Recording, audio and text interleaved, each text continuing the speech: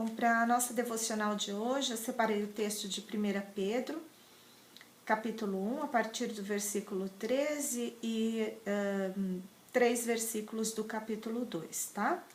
O tema é exortação à santidade. Portanto, estejam com a mente preparada, prontos para agir, estejam alertas e ponham toda a esperança na graça que será dada a vocês quando Jesus Cristo for revelado. Como filhos obedientes, não se deixem amoldar pelos maus desejos de outrora, quando viviam na ignorância. Mas assim como é santo aquele que os chamou, sejam santos vocês também, em tudo o que fizerem, pois está escrito: sejam santos, porque eu sou santo. Uma vez que vocês chamam Pai aquele que julga imparcialmente as obras de cada um, portem-se com temor durante a jornada terrena de vocês.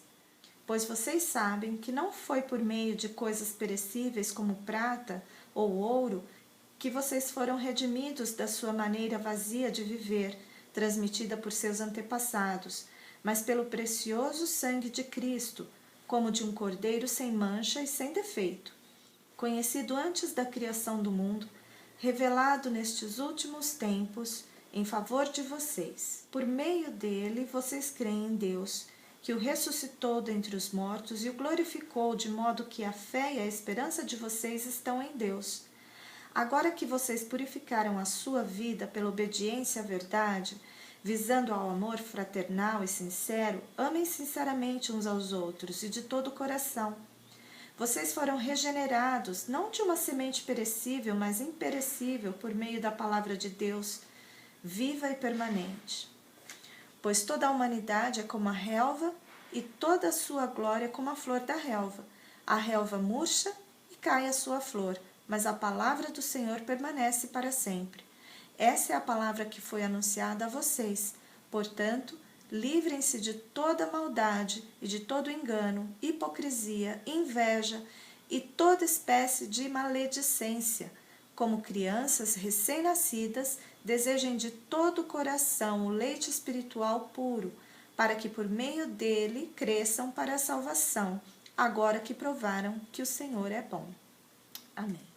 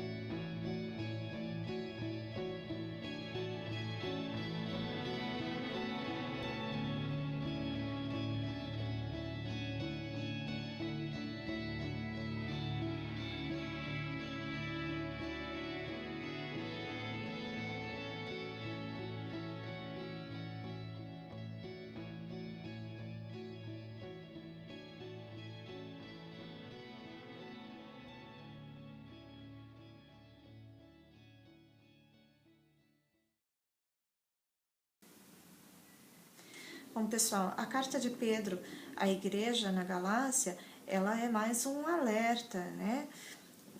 Então, são conselhos para que a igreja viva em amor, para que a igreja não se corrompa, né? E nós podemos aplicar isso às nossas vidas perfeitamente, pois não são raras as vezes que nós acabamos voltando aos nossos velhos costumes, né? Tanto em relação a pecado, né? Como em relação ao comportamento mesmo, né? E comportamentos muitas vezes que são negativos, comportamentos que são muitas vezes até antiéticos, né? No versículo 16, ele diz: está escrito, sejam santos, porque eu sou santo. Então, o foco do cristão é a santidade, é o novo nascimento, que nós sejamos nascidos, recém-nascidos, todos os dias, né? E ele fala aqui: livrem-se de toda maldade, de todo engano. O homem, ele tem uma natureza má, né? Já vem lá dos nossos antepassados, né? Lá desde os primórdios, desde o Éden, o homem já apresenta os seus traços de maldade, acusando o outro, tirando a vida do outro. E, mas nós não estamos matando, mas de que maneira que nós podemos matar o nosso irmão? A Bíblia fala que até mesmo quando você ofende o seu irmão, você pode estar matando. Então nós precisamos tomar muito cuidado com a maneira que nós tratamos o outro, com que nós lidamos com o outro. Né? Será que nossas ações, nossas atitudes têm espelhado o amor de Cristo? Será que o nosso próximo tem visto o amor de Cristo nas nossas palavras? Será que as nossas palavras têm sido só nossas mesmo, né? Aí depois ele fala assim, olha, livrem-se de toda maldade e de todo engano. De que maneira nós nos livramos do engano? Sendo sinceros, sendo francos, sendo verdadeiros, mas também não nos enganando, né? Não acreditando que Deus está onde Ele não está. Então nós precisamos ter olhos bem abertos e conhecer muito a palavra de Deus para saber onde o Senhor está e onde Ele não está não, onde é invenção humana aí, coisa para te enganar, tá? A palavra de Deus e o cristianismo são simples, né? Não tem o que inventar muito não, já está feito, gente, não precisa de pirotecnia, não precisa de show, não precisa de exibicionismo no cristianismo não, gente. Salvação é coisa simples, é você dizer sim e crer que o seu sim e o sacrifício de Jesus, né, são definitivos.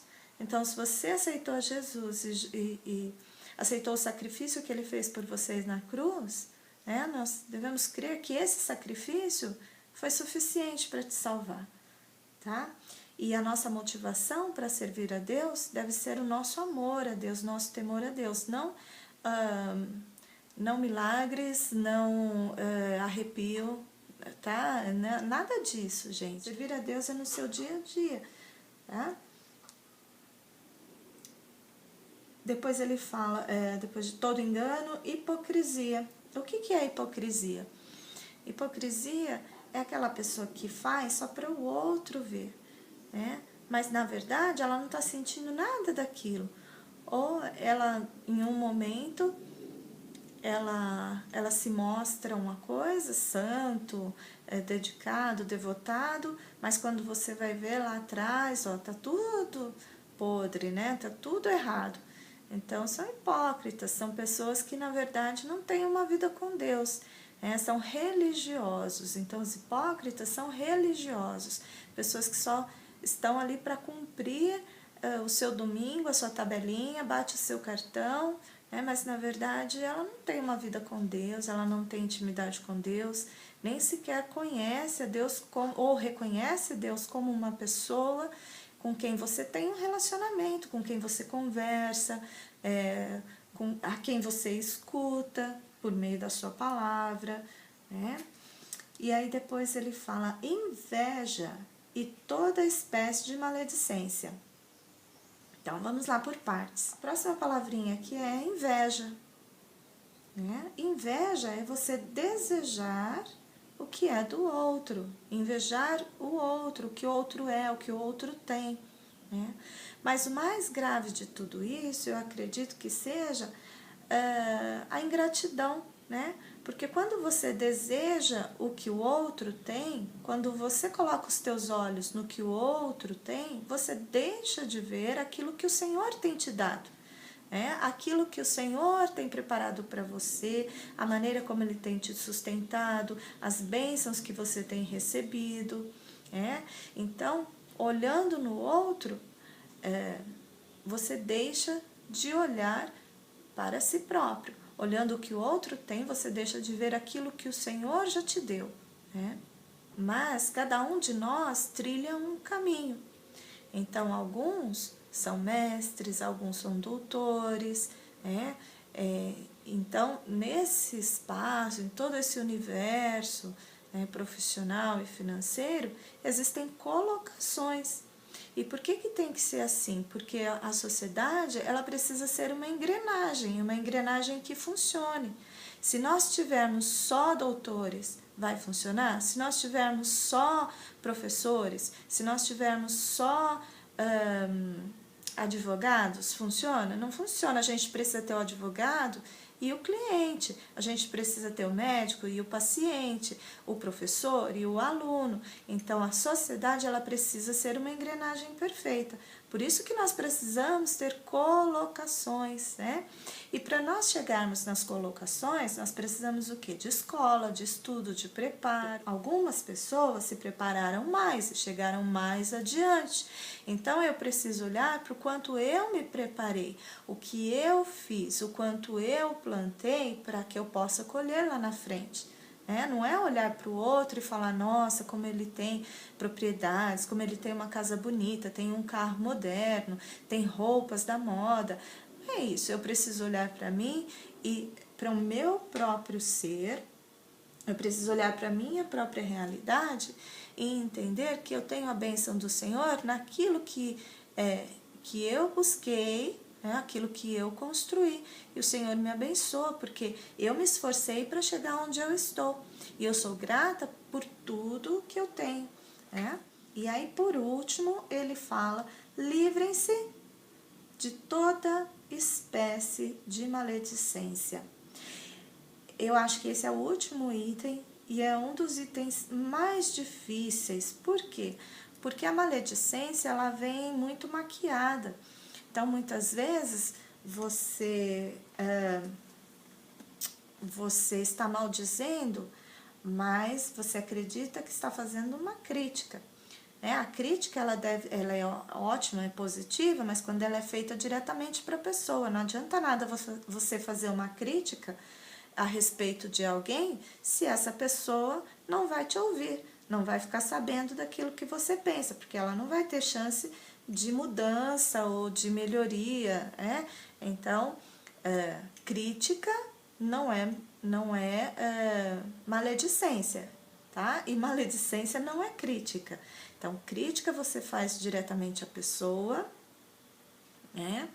A gente não está falando de crítica de filme, não, nós estamos falando de crítica pessoal. Então, se você tem alguma coisa contra alguém a respeito de alguém, você vai chegar na pessoa, se esse for o seu desejo, se realmente você quer ajudar, você vai chegar na pessoa e vai falar com ela, E a maneira como se fala também, porque exortação, gente, não é apontadeira. Exortação é amor, é dar suporte, é dar apoio. Você vê alguém que você acredita que esteja agindo de alguma forma, assim, você ama aquela vida, qual é a maneira que você vai abordar essa pessoa? De que maneira você vai chegar nela? É claro que com muito amor, Então, você pode chegar nessa pessoa e dizer, olha, eu tenho percebido isso, eu me preocupo com você. Você pode começar a sua conversa assim, mas diretamente com a pessoa. Outro aspecto da maledicência também é a injustiça, porque quando a pessoa não está presente, é muito injusto, porque ela não pode se defender. Então, você está falando de alguém que está sem direito de defesa. Por isso, a maledicência também tem o aspecto da injustiça. Por que a maledicência ela é ruim? Eu chego a dizer que ela é como um câncer, porque ela contamina qualquer ambiente. Você pode ver que no ambiente de trabalho, as pessoas podem estar felizes por terem um emprego, estarem trabalhando motivadas e de repente uma laranjinha podre ali começa a falar alguma coisa, começa a reclamar, e daqui a pouco está todo mundo insatisfeito, está todo mundo descontente, todo mundo querendo mudar de emprego.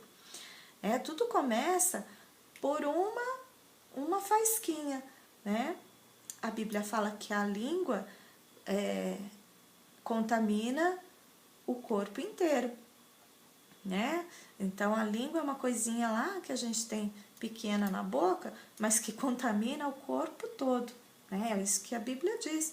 Então, nós precisamos tomar muito cuidado com aquilo que nós falamos, comentamos. Bom, uma maneira de você evitar a maledicência que é o que eu tenho tentado exercitar na minha vida, a cada momento que você inicia uma conversa, você pede a presença de Deus naquela conversa, né? E aí você imagina que Deus está ali do seu lado, te observando, vendo o que está acontecendo, porque como nós amamos a Deus e não queremos desagradá-lo, então a gente não vai fazer nada ou falar nada que a gente acha que ele desaprove, né? E aí você vai prestar mais atenção no que está falando, né?